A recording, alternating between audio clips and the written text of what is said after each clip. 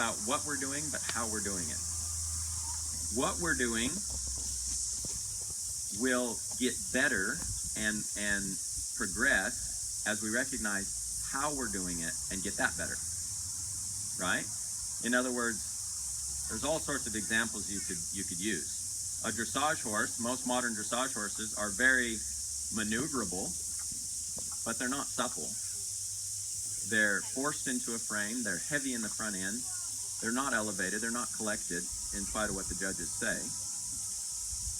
Most barrel racing horses are very fast from point A to point B, but there's no refinement, there's no control, it's very reactive movement.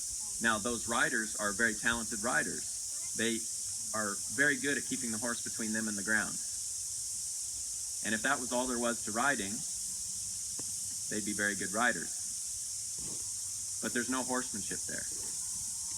Very little. So it's not about, what we're doing as much as how we're doing it. And the what will become better as the how becomes better.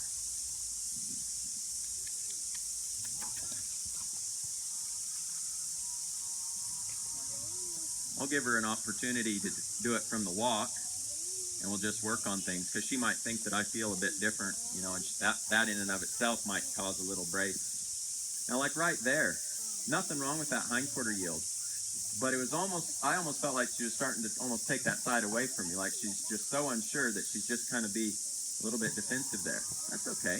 I'll just say, well, okay, let's work on that then. And I'll just come in here and say, well, what about this? Just a hindquarter yield. Can you trust me here on the side of you? Slow that left foot down there. Yeah, that's good and supple, but you need to slow that left foot down. That's better. That's better. Okay.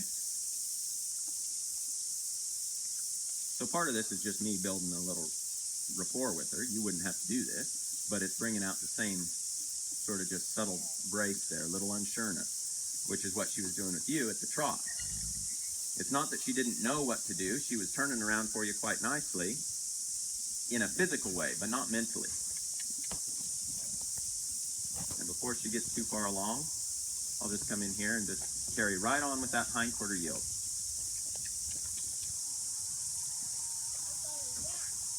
She was thinking turn around, but I'm going to say no, we'll turn that into a hindquarter yield and bring that head down. You got to get soft. Now she feels really light laterally, Rebecca, very nice. But not so much vertically maybe, okay? Yeah. Which is a sign of reaction, that's all.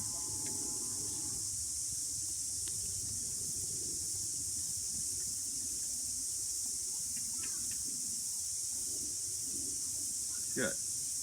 To me, that felt more supple. She brought her nose to me, and her head was kind of down. Even when I built up a bit of life to swing that hind around, she didn't throw her head up. And right there, that foot dropped in on me right there.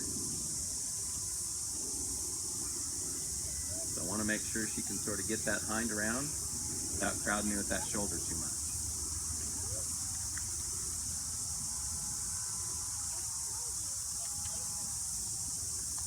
Okay, now just for example's sake, we'll ask for the trot.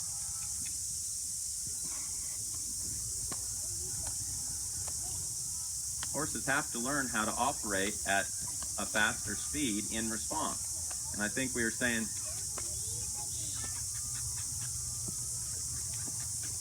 yesterday,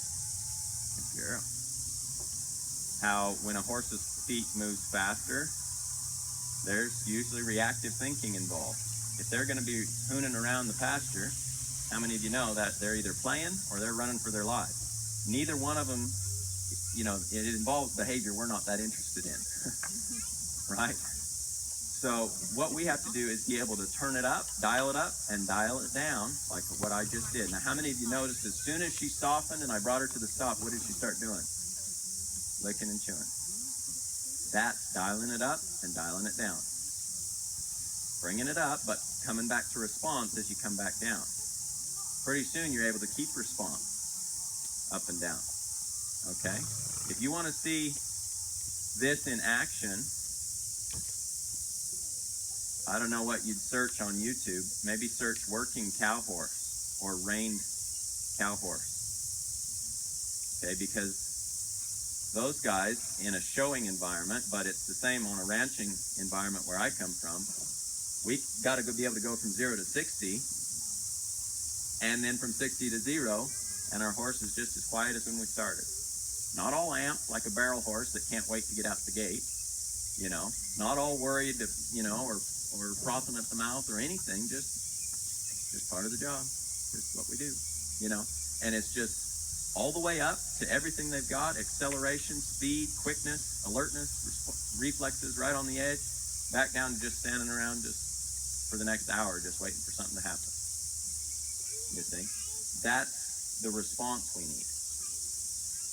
And this is where it starts. But if we don't recognize that a horse is reactive in their movement, if we just think they're doing the right thing, then we can't help them get more responsive about it. As soon as she starts into the trot, she sort of gets that head up a little bit. This is where the counter arc can be so helpful. Girl. I might just start talking about that while I've got her, Rebecca, then I'll give her back to you.